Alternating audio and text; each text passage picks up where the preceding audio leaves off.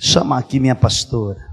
Coloca sua mão para cá, vamos orar pela pastora. Querido Deus, amado Pai, Tu que és santo, santo, santo, está aqui tua filha, Senhor, separada para Ti, na Tua presença, na congregação dos santos. Usa ela de conformidade com a Tua vontade, que é boa, que é agradável e que é perfeita, Senhor. Que ao abrir e fechar na sua boca, Teu Santo Espírito possa colocar a palavra de vida em sua boca. Fala com a tua noiva, Senhor. Fala com a tua igreja, que a tua igreja espera tu falar. Queremos te ouvir. Em nome de Jesus. Amém. Boa noite. Vamos abrir as nossas Bíblias em João capítulo 11. João capítulo 11. O Evangelho de João. Hoje nós vamos falar sobre Deus sabe o que está fazendo. O título da nossa mensagem hoje é esse. Deus sabe o que está fazendo. Você tem alguma dúvida que Deus sabe o que Ele está fazendo na sua vida, na sua casa, nos seus filhos, no seu casamento, na sua saúde? Se você tem, você vai sair daqui hoje convicto que Deus está no controle de tudo. Amém?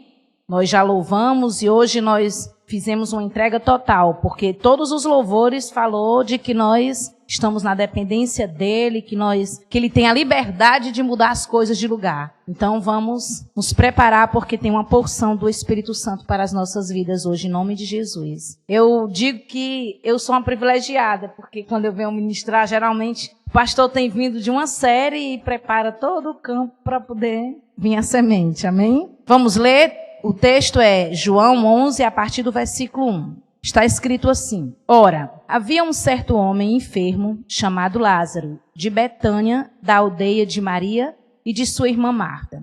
Era aquela Maria que ungiu o Senhor com unguento e secou os seus pés com os seus cabelos, cujo irmão Lázaro estava enfermo. Portanto, suas irmãs foram até ele dizendo: Senhor, eis que está enfermo aquele que tu amas. Quando Jesus ouviu isso, ele disse: Esta enfermidade não é para a morte, mas para a glória de Deus, para que o Filho de Deus seja glorificado por ela. Ora, Jesus amava a Marta e a sua irmã e o Lázaro. Ouvindo, pois, que ele estava enfermo, ficou ainda 2 dias no lugar onde ele estava. Depois disso, então, ele diz aos seus discípulos: Vamos outra vez para a Judéia. Seus discípulos lhe disseram: Mestre, recentemente os judeus procuravam apedrejar-te, e tu vais para lá novamente? Jesus respondeu: Não há 12 horas no dia? Se algum homem andar de dia, ele não tropeça, porque ele vê a luz deste mundo. Mas se um homem andar de noite, ele tropeça, porque nele não há luz. Essas coisas ele falou e depois lhe disse: Nosso amigo Lázaro dorme, mas eu vou despertá-lo do sono. Disseram-lhe então os seus discípulos: Senhor, se dorme, ele ficará bom. Todavia, Jesus havia falado de sua morte, mas eles pensavam que falava do repouso do sono. Então Jesus disse-lhes claramente: Lázaro está morto, e estou contente por causa de vós, de que eu não estava ali, para que creiais. No entanto, vamos até ele. Então disse Tomé, que é chamado Dídimo, aos seus discípulos: Vamos, nós também,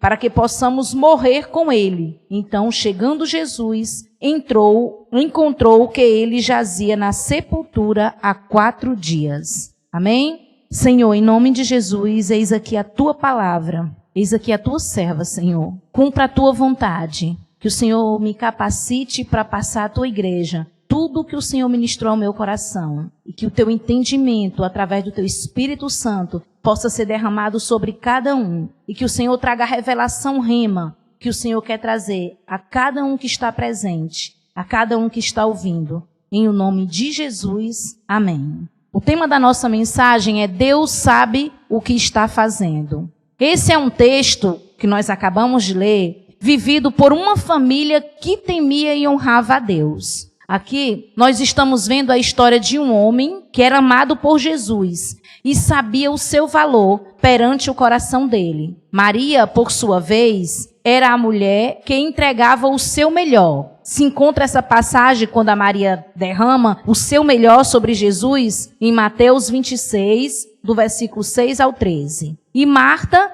irmã que outrora reclamara de Maria que não a ajudou. Encontra-se em Lucas 10, 40. Corria ao encontro de Jesus. Olha a diferença, Marta agora está correndo ao encontro de Jesus. Convicta que o Senhor podia todas as coisas. Está em João 11, 22. Porém, ninguém ali era capaz de imaginar o real propósito de Deus com toda aquela situação. Jesus, por sua vez, vinha de uma longa viagem para atender um chamado de seus amigos e cumprir um grande milagre em detrimento à fé de todos e a maior revelação de vida para todos que ali estavam e para nós hoje que estamos sendo ministrados por essa palavra.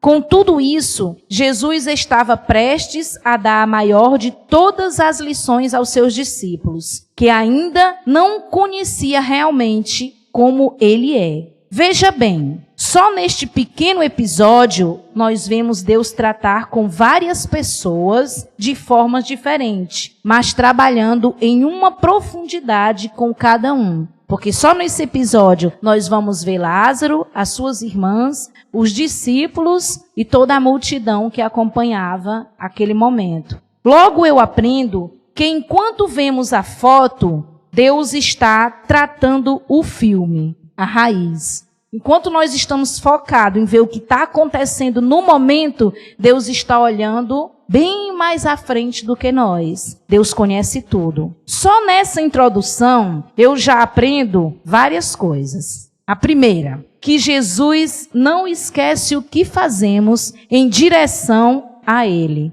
No versículo 2, como ele fala de Maria, nos mostra que ele não esquece o que nós fazemos de encontro a Ele. Ele faz questão de deixar aqui escrito para que nós hoje estivéssemos nos lembrando que essa Maria é aquela que quebrou o vaso diante dele e derramou o nardo. Isso me faz lembrar de Ezequias. Ezequias, ele recebeu uma sentença de morte, está lá em 2 Reis, capítulo 20, o versículo 2 e 3.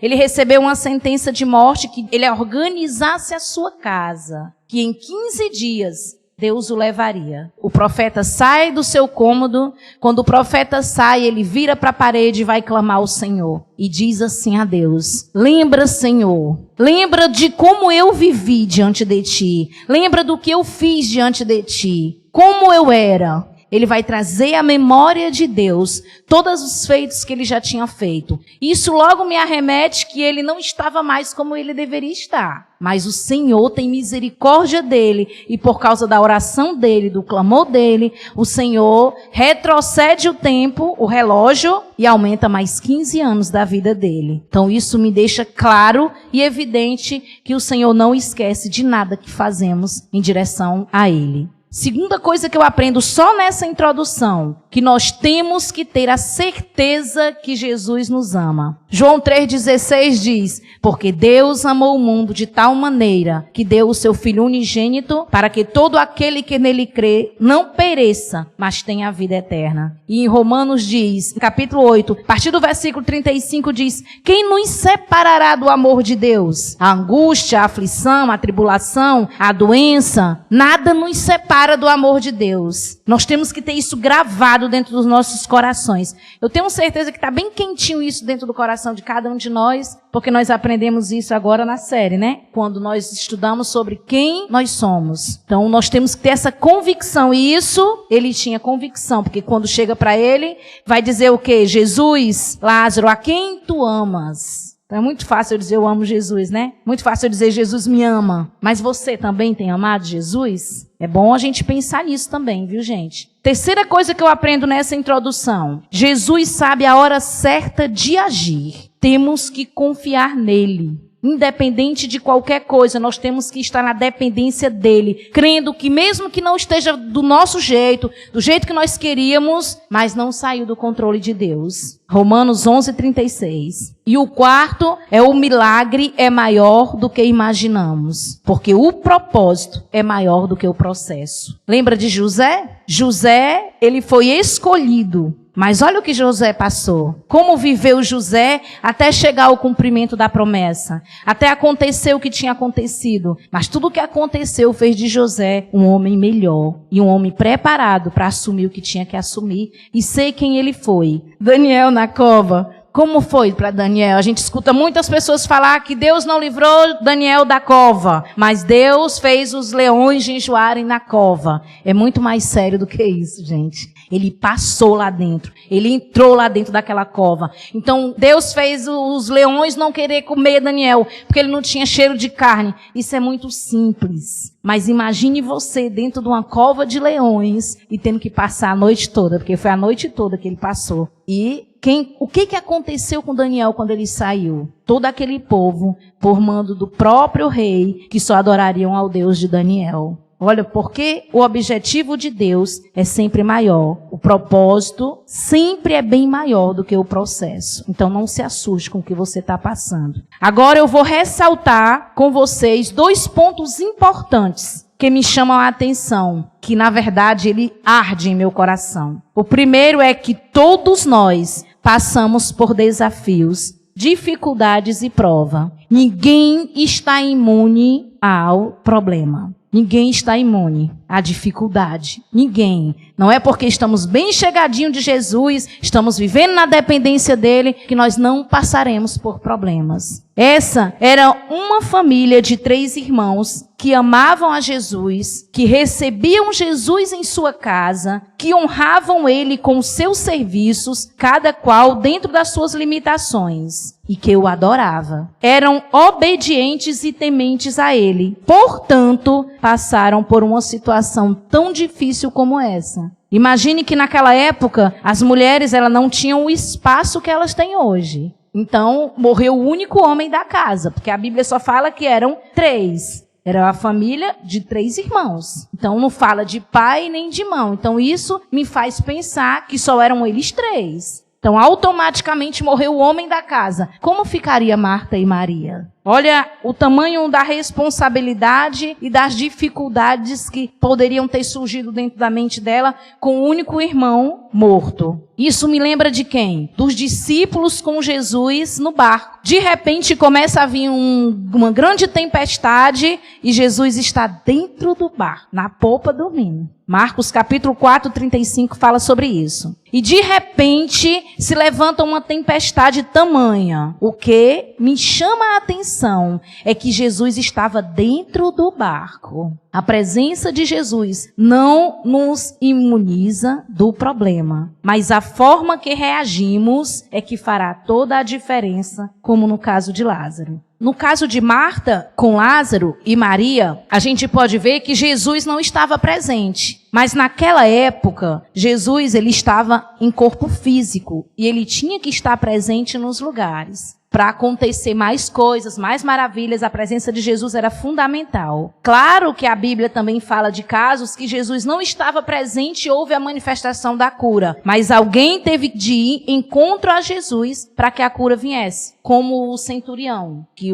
ele pede a cura pelo servo e enquanto Jesus está falando com o centurião, o servo dele é curado lá no estabelecimento que ele está. Mas ali era normal que Marta dissesse, se o Senhor estivesse aqui, meu irmão não teria morrido. Era normal essa situação. Porém, com os discípulos, Jesus estava dentro da polpa e ele também sai correndo para onde Jesus está dormindo e acorda ele e diz, mestre, tu não está vendo o que está acontecendo? E Jesus imediatamente levanta e acalma a tempestade. Nós vemos 2 situações diferentes, que são 2 pessoas que realmente temem a Deus, obedecem a Deus, mas que estão dentro de um problema. Veja bem, Jesus não estava lá no momento da doença de Lázaro. Naquele momento ele não estava presente. Mas Jesus foi chamado para ir. E Jesus chega. Fazia 4 dias que ele tinha morrido quando Jesus chega. Fazia 4 dias, porque precisava exatamente daquele período para que Deus realizasse a obra perfeita através do seu Filho Jesus. Amém? Vocês estão entendendo? Porém, era necessário uma ação de alguém em encontro a Jesus para que o milagre acontecesse. Hoje, nós temos Jesus. presente dentro de nós. Como nós aprendemos há poucos dias na nossa série, que Jesus habita em nós. E nós cantamos aqui hoje. Ele habita em mim. Ele tinha uma mansão que ele podia escolher, mas ele escolheu você para habitar em você. Você é templo e morada do Espírito Santo. Foi uma escolha dele, você. Você é uma escolha de Jesus. Nós precisamos ter isso gravado dentro dos nossos corações, assim nós temos a responsabilidade de sermos templo e morada do Espírito Santo. E muitas vezes nós passamos por dificuldades bem menores do que essa de Marta e Maria e começamos a murmurar ou ocupamos nossa mente com outras coisas, ao invés de focarmos no nosso Deus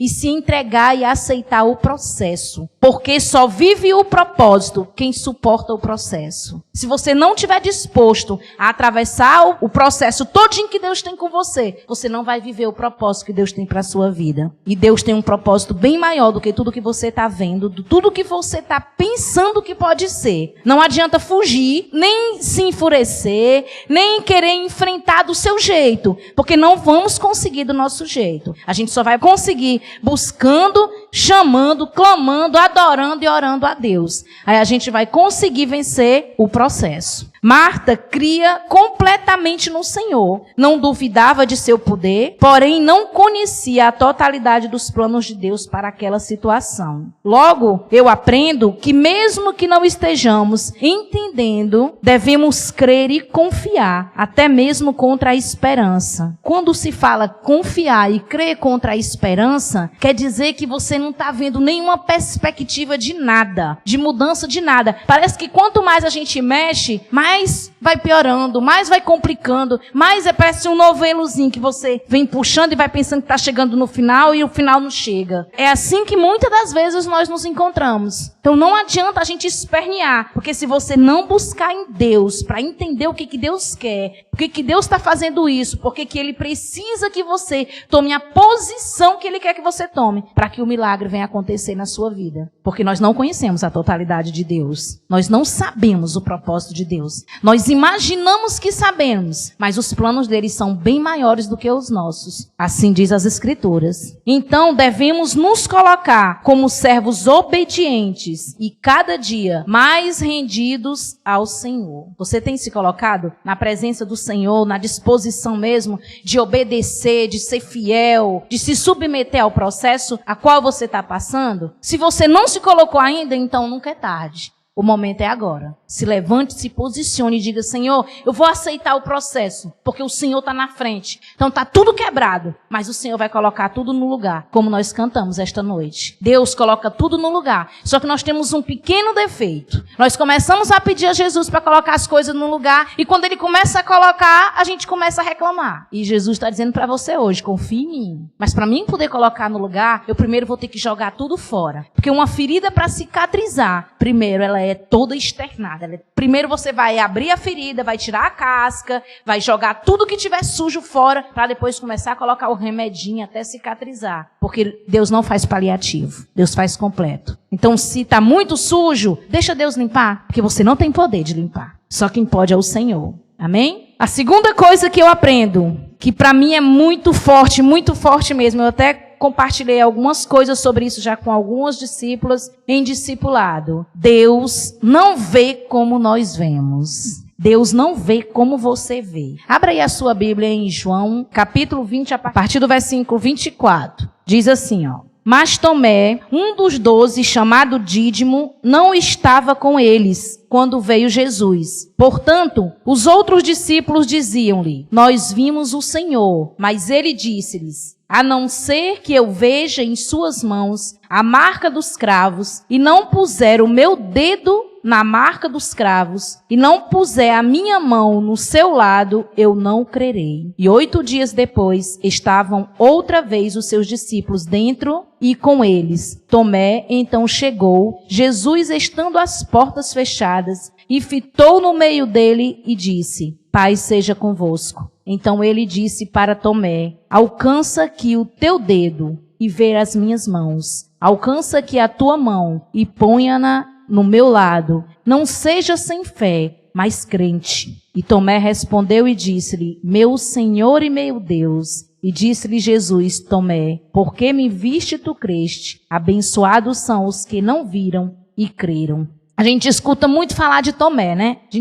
Tudo que a gente escuta falar de Tomé é que Tomé não creu, Tomé foi incrédulo. Que Tomé só acreditaria se Jesus tinha ressuscitado, se tocasse nas marcas de Jesus, conforme está escrito aqui. Não é isso que a gente escuta, não é, gente? Amém? Isso é o que o mundo fala repetidamente. Jesus, porém, nos relata, neste texto de Lázaro, um Tomé disposto a morrer por ele. Agora abra aí o capítulo 11, a partir do versículo 7. Para você ver como Jesus está falando de Lázaro aqui. Que ele deixou para que saltasse ao nosso coração. Depois disso, então, ele diz aos seus discípulos: Vamos outra vez para a Judeia. Seus discípulos lhe disseram: Mestre, recentemente os judeus procuravam apedrejar-te, e tu vais para lá novamente? Jesus respondeu: Não há 12 horas no dia? Se algum homem andar de dia, ele não tropeça, porque ele vê a luz deste mundo. Mas se um homem andar de noite, ele tropeça, porque nele não há luz. Essas coisas ele falou e depois lhe disse: Nosso amigo Lázaro dorme, mas eu vou despertá-lo do sono. Disse-lhe então os seus discípulos: Senhor, se dorme, ele ficará bom. Todavia Jesus havia falado de sua morte, mas eles pensavam que falava do repouso do sono. Então Jesus disse-lhe claramente: Lázaro está morto, e estou contente por causa de vós, de que eu não estava ali, para que creiais. No entanto, vamos até ele. Então disse Tomé, que é chamado Dídimo, aos seus condiscípulos: Vamos nós também, para que possamos morrer com ele. Olha o que Tomé faz. E a gente só escuta o que o mundo fala, que Tomé duvidou, que Tomé foi incrédulo, que Tomé não creu, só se tocasse em Jesus. O contexto daquele momento era que Jesus tinha acabado de escapar de um apedrejamento na Judeia. Isso está escrito no capítulo 10, no versículo 31. E agora ele falava em voltar. Os discípulos estavam preocupados com a vida de Jesus, com cuidado com ele. Porém, na mesma hora, Tomé salta e diz: Se for para morrer, morreremos com ele. Nós só ouvimos falar da fraqueza, né? Nós não escutamos falar uma palavra tão profunda como essa. Porque o mundo é assim. O mundo olha para os nossos defeitos, para as nossas falhas, e eles só lembram das nossas falhas da hora que erramos. Mas Jesus não olha desse jeito. Jesus não olha para você como você olha para você. Jesus olha para você e vê que você pode, é só você confiar nele. Quando nós ouvimos falar da fraqueza de Tomé, Deus nos mostra o tamanho do seu amor por ele. Que ele retorna e quando ele aparece aos discípulos, ele fala com Tomé. E quando ele fala com Tomé, ele manda Tomé tocar. Ele manda Tomé fazer exatamente o que Tomé disse que só acreditaria se fizesse. Mas Jesus não faz isso, não é por constrangimento, não é por repreensão, não é corrigindo Tomé não, gente. Jesus faz isso porque ele ama tanto Tomé, que ele vai dizer: pode vir, meu filho.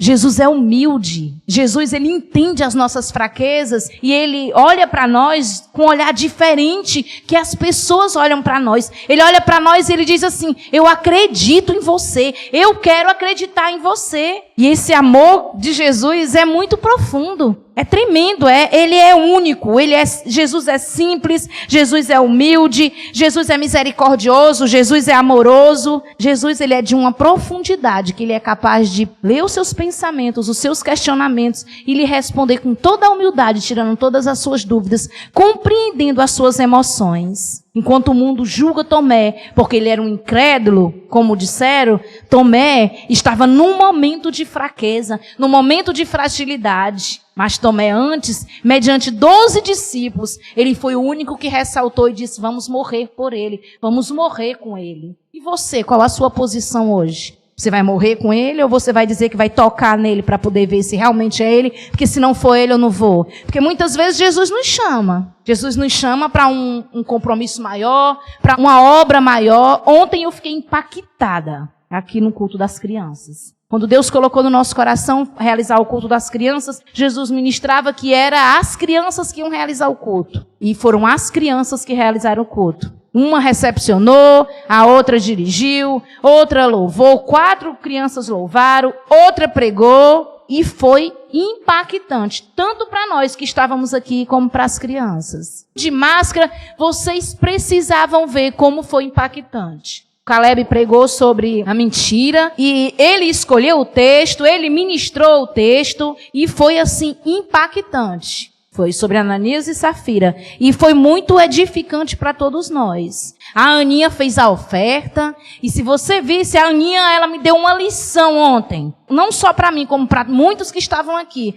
Porque ela estava com vergonha, como todo mundo sente, que é normal. Ainda mais uma criança. Mas a Aninha se agarrou com ela. Foi essa a definição que eu tive do que a Aninha fez. Ela se agarrou com ela e disse assim, vergonha, tu vai ficar aí, porque eu vou te vencer. E ela veio e fez. E ela fez muito bem, gente. As crianças estão de parabéns para a glória de Deus. Elas glorificaram a Deus no seu culto. Deus não lhe intitula como mundo. O título de Deus sobre a sua vida é que você é mais do que vencedora, mais do que vencedor. As pessoas têm a mania de justificar os seus temperamentos fortes, os seus momentos explosivos, dizendo que Pedro também era explosivo. Olha como era Pedro. Porém, ela se esquece de que quando Jesus ressuscitou, ele veio e restaurou a fé de Pedro. Quando Jesus veio, restaurou a fé de Pedro, Pedro foi transformado. Ele não era mais o mesmo.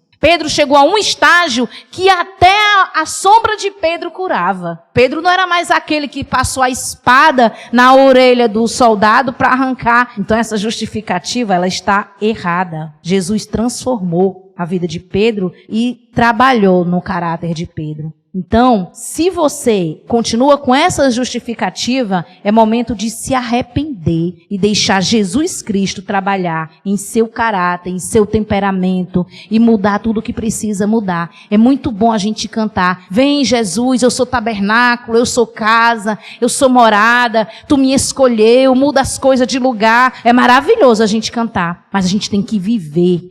A gente fala muito aqui, quando a gente vai pregar, vem sim as rebordoses, vem sim as lutas, porque nós estamos falando de Jesus, nós não estamos falando de nós estamos falando de Jesus. É Ele que nós estamos trazendo. É Ele que faz o milagre, é Ele que faz a obra. Então nós temos que ter responsabilidade do que estamos falando aqui. Porque se nós subirmos aqui a esse púlpito, a esse altar, e falar de Jesus sem a responsabilidade do que é, e estivermos vivendo o contrário, não é só Satanás que aponta a gente, não. É os próprios que apontam, olha, você está ensinando isso, mas você não está vivendo isso. E se você se encontra assim, Deus diz assim para você esta noite, para de reclamar, se posiciona que eu quero mudar e colocar as coisas no lugar. Mas nós cantamos, coloca as coisas no lugar e nós não queremos que as coisas voltem para o lugar. Ela só vai voltar para o lugar depois que Jesus limpar tudo. Então deixa Ele limpar, deixa Ele arrumar tudo, que vai tudo para o lugar do jeito certo. Deus quer mudar tudo o que precisa ser mudado. Moldar suas características, moldar os seus objetivos, moldar tudo o que precisa ser moldado. Conta-se uma história de um pai que era muito rico, e o filho dele tinha tudo. Só que ele achava que o filho dele não valorizava as coisas que ele tinha. E ele começou a ver o que faria para o filho poder entender que tudo que ele tinha era muito trabalho, era muito sacrifício, e que ele tinha que dar valor às coisas como deveria. E ele decidiu pegar o filho e mandar para a casa de um tio que era bem humilde, que tinha um sítio humilde, porque ele achou que se ele levasse ele para um lugar que não tivesse nada daquilo, ele ia entender o valor de tudo que ele tinha. Aí ele levou o filho para passar uma semana na casa desse tio. Lá não tinha internet, não tinha televisão, não tinha telefone, não tinha nada disso. Aí ele foi. Quando chegou lá, primeiro dia, passou o segundo, passou o terceiro, o quarto, o quinto, e o pai com o coração ansioso para ir buscar o filho. Vamos ver como é que ele vai entender tudo que está acontecendo, ele vai valorizar a televisão grandona que ele tem, ele vai valorizar o videogame, ele vai valorizar tudo isso. Ele não vai querer tanto jogar dinheiro fora. Aí quando faz os 7 dias, ele vai buscar o filho. Quando ele chega aqui, pega o filho, aí o filho abraça ele. Mas o filho não está tão ansioso para ir embora, não, viu? Ele achou estranho, mas abraçou, deu tchau para todo mundo, foi embora. Aí quando ele senta no carro, foi pegar ele, aí ele disse assim, e aí, filho, você gostou? Ele disse, muito, papai.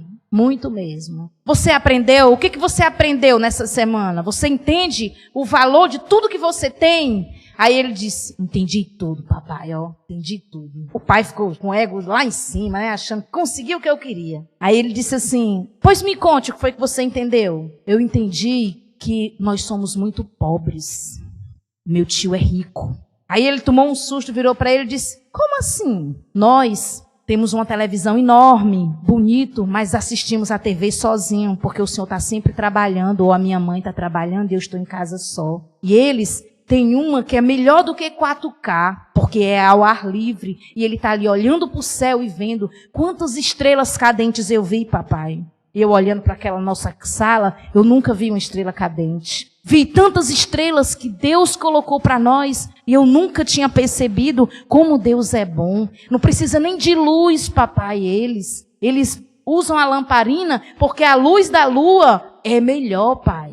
Eles não precisam gastar tanto dinheiro com energia.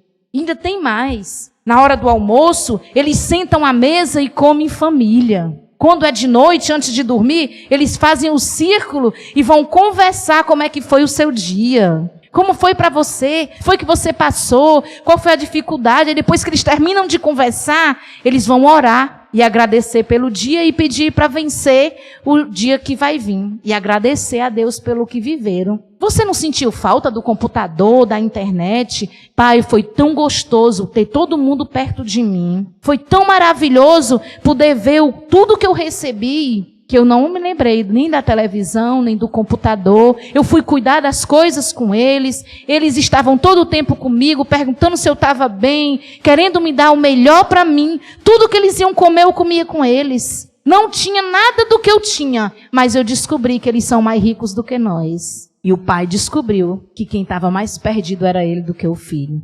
E muitas vezes nós estamos do mesmo jeito. Hoje a gente vê uma geração de crianças que os pais estão fora, constantemente trabalhando. Cada dia arrumando mais trabalho, mas às vezes o tempo que tem de sobra não fica para os filhos. E a gente quer cobrar que os filhos estejam presentes, que os filhos sejam cristãos, que os filhos meditem na palavra, mas a gente nem tem paciência de sentar e orar com eles, ler a Bíblia com eles. Qual foi a última vez que nós sentamos à mesa, comemos com os nossos filhos e compartilhamos, perguntamos sobre o dia, como é que foi? Sabe como é que o pessoal falava de Jesus naquela época? Eles sentavam com os filhos, com as crianças, e eles iam falar as histórias da Bíblia, as histórias que tinham de José, de Abraão, de Isaac, de Jacó. Quantas vezes você já repetiu para o seu filho? Educar dá trabalho, gente. Educar é complicado. Ter filho é muito fácil. A gente pode dizer assim, as mulheres principalmente, não é não, pastor, eu sei que não é, porque eu sei o que eu passei. Mas entre educar e ter filho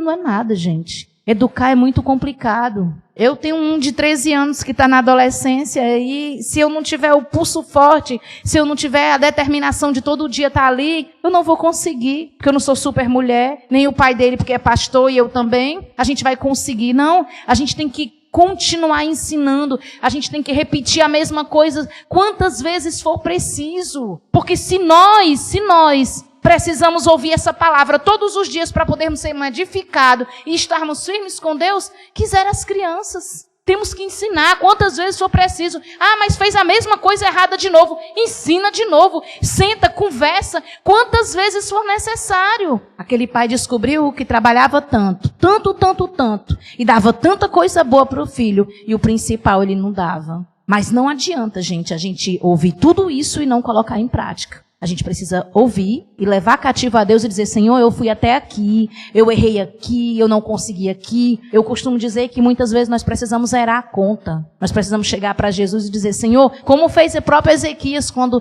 virou para a parede e foi apresentar a Deus como é que eu era, como é que eu fiz por ti, Senhor. Então Jesus quer que você vá para ele e diga, Senhor, eu era assim, assim, assim, assim. Pois se eu não era, eu quero ser agora assim, assim, assim com o Senhor. Nunca é tarde para a gente recomeçar. Mas o interessante é que nós temos que dar o passo do recomeço. Quando Marta vai até Jesus, que diz a ele, se o Senhor estivesse aqui, meu irmão não teria morrido. Talvez você possa estar dizendo hoje, se o Senhor estivesse na minha casa não estaria como está. Isso é verdade, gente. Isso é verdade. Jesus é o primeiro lugar na sua vida, de verdade. Porque você quer ver? Nós gostamos muito de filme, eu e o pastor. E o Josué também. Nós procuramos assistir e trazer o Josué para perto. Mas tem filme que é maior e a gente não traz, né? Ele fica no canto dele. Mas quantas vezes nós precisamos trazer ele para perto, ir para o mundo dele, para que ele possa participar daquilo com a gente? Mas aí quando a gente termina, a gente vai olhar e avaliar aquele filme, trazendo para a nossa vida cristã.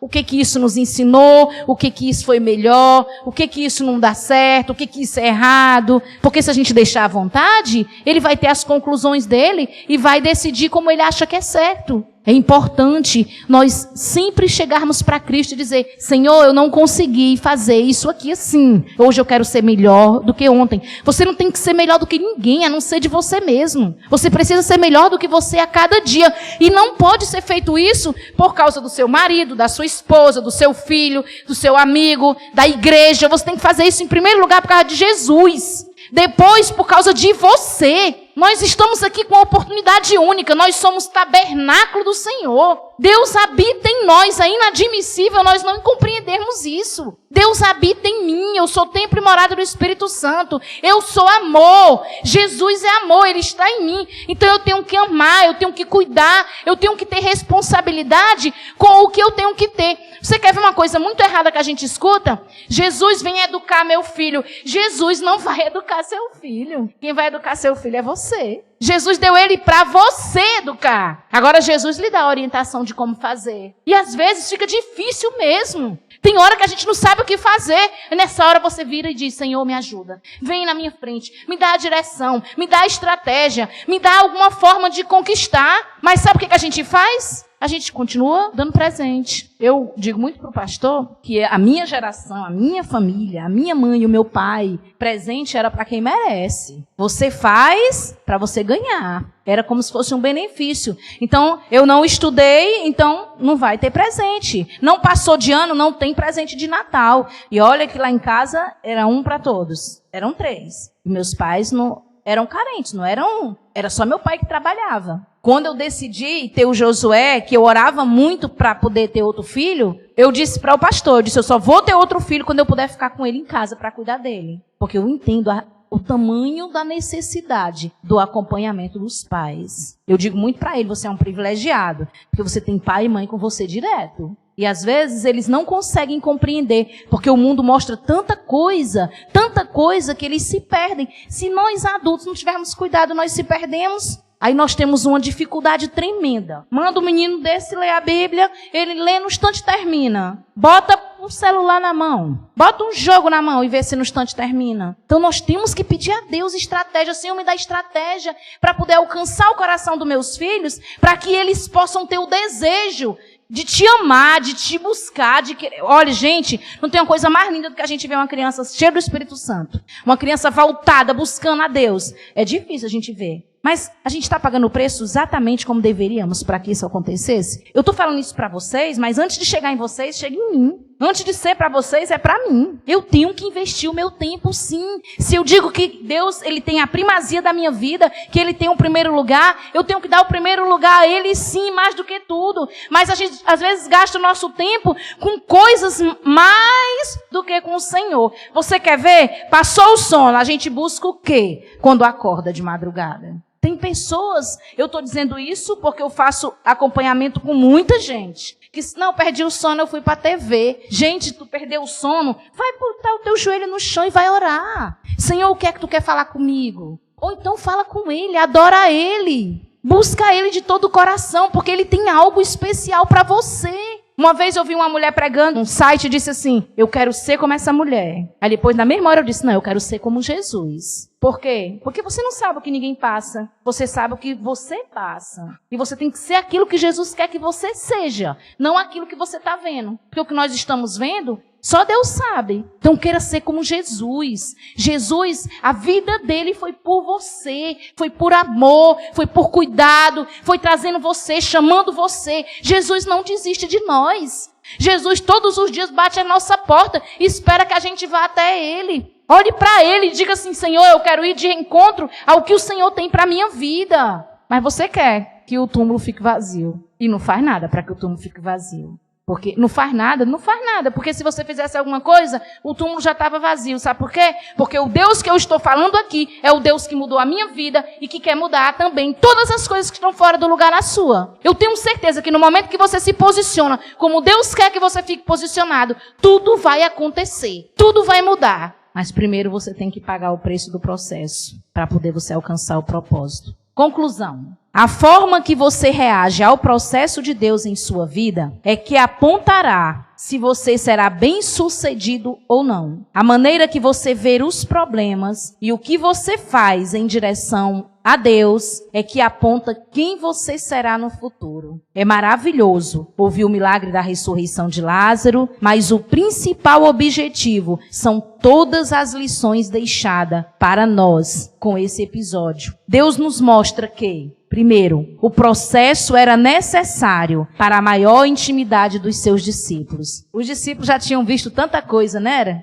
Mas os discípulos não tinham visto ainda Jesus ressuscitar um morto de 4 dias. Quando vão tirar a pedra, porque não é Jesus que tira a pedra, Ele manda que tire a pedra. Isso logo nos mostra que nós é que temos que dar o passo até Ele para que possa tudo ser limpo, para que possa tudo ir para o lugar. Eles dizem, já cheira mal. E Jesus manda tirar a pedra. Então Jesus está mandando você tirar a pedra. Qual é a pedra que está lhe atrapalhando? Então tire ela, porque Jesus quer fazer a obra. E a obra é bem maior do que tudo que você está passando nesse momento. Por mais que estivesse com ele direto, os discípulos ainda não o conheciam em sua totalidade. Porque é impossível nós conhecermos Jesus na totalidade. Porque os pensamentos do Senhor são mais altos do que os nossos. E tudo aquilo trouxe marcas e revelações que ainda não tinham sido vistas. Tudo o que Deus quer fazer através da sua vida vai mudar de uma tal forma que muitas pessoas verão e se converterão e mudarão as suas vidas. Segundo, Deus também nos mostra que enquanto estamos clamando por um milagre e esperando por ele, estamos sendo tratados em todas as dimensões. Ele mexe com